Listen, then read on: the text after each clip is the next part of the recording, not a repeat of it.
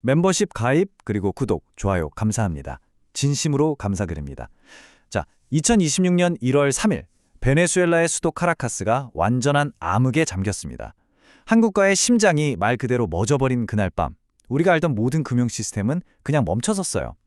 그런데 정말 기이하게도 수백만 명의 손에 들린 바로 그 스마트폰 안에서는요, 새로운 경제가 맥박을 치기 시작했습니다.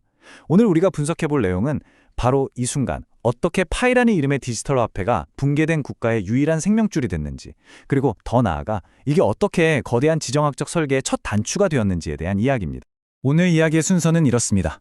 먼저 모든 것이 멈춰선 카라카스의 거리에서 시작할 거고요. 이 기술이 어떻게 거기서 살아남았는지, 그리고 어떻게 순식간에 새로운 화폐가 되었는지를 살펴볼 겁니다. 그리고 나면 이 모든 게 사실 우연이 아니라 한 국가의 위기를 넘어서 전 지구적인 금융 판도를 바꾸려는 거대한 설계였다는 것을 하나하나 파헤쳐 볼 거예요.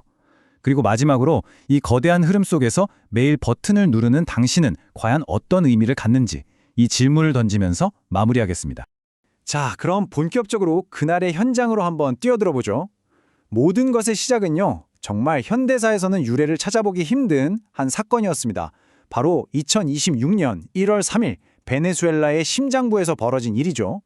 이 타임라인을 한번 보세요. 정말 놀랍습니다. 단 몇 시간 만에 한 국가의 중추신경망이 얼마나 신속하고 또 완벽하게 절단될 수 있는지를 보여주거든요. 대통령이 체포되는 것과 거의 동시에 전력, 통신, 그리고 금융 인프라가 한꺼번에 파괴됐습니다. 이건 뭘 의미하냐면요, 기존의 금융과 통신이 있던 자리에 완벽한 진공 상태가 만들어졌다는 겁니다. 그리고 바로 이 슬라이드가 위기의 본질을 아주 명확하게 보여줍니다. 우리가 평소에 돈이라고 생각했던 모든 것들 있죠. 중앙은행, ATM, 신용카드. 이게 순식간에 그냥 멈춰섰습니다. 그런데 딱 하나, 사람들의 손에 여전히 들려있던 스마트폰, 그리고 그 안에 있던 P2P 앱은 살아남았다는 거죠. 바로 이 지점이 모든 것의 분기점이었습니다. 자, 그렇다면 당연히 이런 질문이 생기죠. 아니, 전기도 없고 인터넷도 제대로 안 터지는 그런 도시에서 어떻게 디지털 화폐가 작동할 수 있었을까요? 상식적으로는 이게 말이 안 되잖아요. 다음 장으로 넘어가서 이 역설이 어떻게 가능했는지 그 기술적인 비밀을 한번 들여다보겠습니다.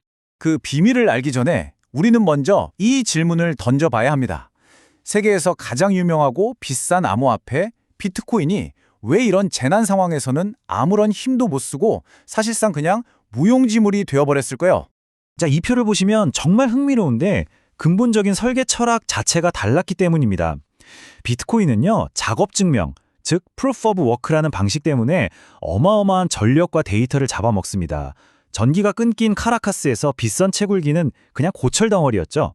하지만 파이의 스텔라 합의 프로토콜, SCP는 애초에 설계될 때부터 막대한 전력이나 데이터가 필요 없도록 만들어졌어요. 바로 이 점이 파이를 거의 유일하게 생존 가능한 디지털 화폐로 만든 겁니다.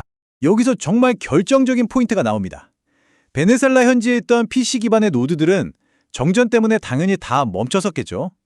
하지만 네트워크 전체는 죽지 않았습니다. 왜 그랬을까요? 전 세계에 흩어져 있는 약 35만 개의 글로벌 노드들이 네트워크를 계속 살려두고 있었기 때문이요. 덕분에 수백만 명의 현지 파이오니어들은 아주 불안정한 2G 신호만으로도 서로 거래를 계속 이어갈 수 있었던 겁니다. 자, 이제 딱딱한 기술 얘기는 잠시 접어두고요. 다시 카라카스의 거리로 돌아가 보겠습니다. 이 기술이 현실 세계의 경제에 대체 어떤 충격을 주었는지 직접 한번 확인해 보시죠. 이게 정말 놀라운 점인데요. 위기가 닥치기 전부터 베네수엘라는 이미 전 세계에서 파이 채택률이 가장 높은 국가 중 하나였습니다. 그러니까 이미 수백만 명의 사용자들이 자신들도 모르는 사이에 바로 이 순간을 위해 준비가 되어 있었던 셈이죠. 이 한마디가 당시 현장의 모든 진실을 담고 있습니다. 볼리바르 화폐는 휴지 조각이 됐고 은행은 문을 닫았을 때 사람들은 살아남기 위해서 암시장에서 실물 가치를 가진 새로운 기준을 찾아야만 했어요. 그리고 그 새로운 기준이 바로 파이가 된 겁니다. 실제로 거래는 이런 식으로 이루어졌습니다. 스마트폰끼리 P2P로 직접 주고받고 QR코드로 바로바로 결제하고요. 심지어 인터넷이 안 터질 때는 거래를 생성만 해뒀다가 나중에 신호가 잡히면 전송할 수도 있었어요. 이 모든 기록들은 불안정한 신호를 타고 전 세계에 퍼져 있는 글로벌 네트워크로 안전하게 전송됐죠. 중앙은행도 카드사 결제망도 심지어 안정적인 전기도 필요 없는 아주 간단하지만 강력한 시스템이 낡은 금융세계를 마비시켰던 모든 장애물들을 완벽하게 피해간 겁니다. 그리고요, 파일을 받는 상점을 표시해주던 앱 속의 맵 오브 파일 기능은요, 하룻밤 사이에 그냥 신기한 기능에서 음식, 물, 의약품을 구할 수 있는 곳을 알려주는 그야말로 절박한 생존지도로 변해버렸습니다. 자, 여기까지 이야기를 들으면 이게 그냥 기술적인 행운이 겹친 것처럼 보일 수도 있습니다. 하지만 만약 이 모든 시나리오가 이미 예측된 것이었다면 어떨까요? 만약 파이가 바로 이 순간을 위해 설계되었다면 이야기는 완전히 달라집니다. 여기서 정말 중요한 점은요. 파이의 핵심 철학과 기술이 정보 통제 밖에 있는 국경 없는 P2P 금융 시스템을 구축하려는 10년이 넘는 아주 긴 프로젝트에 뿌리를 두고 있다는 사실입니다. 이건 그냥 단순한 코인 프로젝트가 아니었다는 거죠. 자, 이제부터 정말 집중해서 들어주셔야 합니다. 베네수엘라에서 벌어진 이 위기가 어떻게 미국 금융 시스템의 심장부와 직접 연결될 수 있는지 그 잠재적인 설계에 대한 하나의 가설을 지금부터 들여다볼 시간입니다. 이 과정 정말 놀랍지 않습니까? 이 가상의 시나리오에 따르면요. 남아메리카의 한 거리에서 누군가 생존을 위해 빵 한 조각을 사는 그 작은 거래 하나가 자동으로 미국 정부의 빚, 즉 국채에 대한 수요를 만들어냅니다. 모든 사용자를 자신도 모르는 사이에 미국 경제의 아주 작은 투자자로 만들어버리는 설계인 거죠. 물론 이것은 현재의 현실이 아니라 이 시스템이 어떻게 지정학적 도구로 활용될 수 있는지를 보여주는 하나의 사고 실험이라고 할 수 있습니다. 이게 바로 진짜 전략을 보여주는 대목입니다. 우리가 알던 무료 채굴 앱은 사실 제품 그 자체가 아니었던 거죠. 수천만 개의 스마트폰에 이 새로운 경제 운영 체제, 즉 금융 OS를 설치하기 위한 완벽한 배포 시스템이었던 겁니다. 그리고 적절한 활성화의 순간을 기다리고 있었던 것이고요. 자, 이제 시야를 훨씬 더 넓혀서 이 설계가 가진 그야말로 숨막히는 스케일을 한번 이해해 보겠습니다. 베네수엘라는요, 단지 첫 번째 도미노에 불과했습니다. 우리는 지금 인간의 경제를 넘어서는 미래를 보고 있습니다. 이 설계에 따르면 파이는 AI와 기계들을 위한 통화가 됩니다. 자율주행 드론이 배송비를 지불하고 스마트 공장이 부품을 주문하고 인공지능 에이전트가 데이터 사용료를 내는 이 모든 거래가 파이로 이루어지는 세상. 그리고 이 거대한 기계 경제가 만들어내는 모든 가치는 다시 달러 기반 시스템으로 흡수돼서 그 힘을 더욱더 단단하게 만드는 겁니다.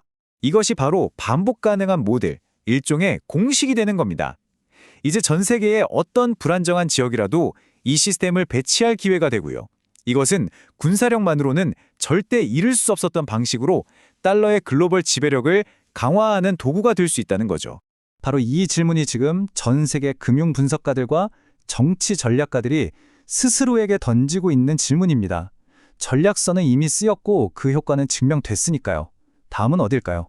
자, 이제 이 거대하고 복잡한 이야기를 다시 여러분 바로 개인 파이오니어 그리고 우리가 마주한 선택의 문제로 되돌려 보겠습니다. 이 거대한 글로벌 변화 속에서 당신의 역할은 과연 무엇일까요?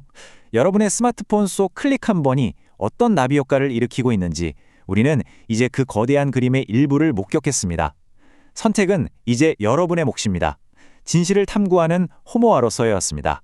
오늘 이야기에 대한 여러분의 생각이 궁금합니다. 댓글로 꼭 남겨주세요. 시청해주셔서 감사합니다.